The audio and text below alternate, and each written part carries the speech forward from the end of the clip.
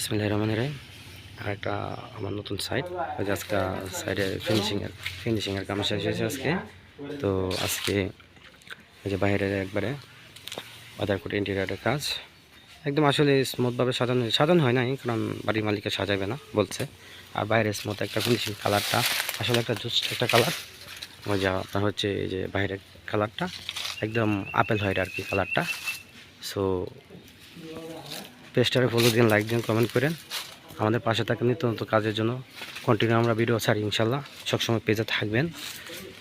আর আশা করি আমরা সারা বাংলাদেশে গিয়ে কাজ করে থাকি আমাদের দক্ষমের কারিগর দ্বারা। আর এটা হচ্ছে বাড়ির সামনের বাউন্ডারি প্লেস।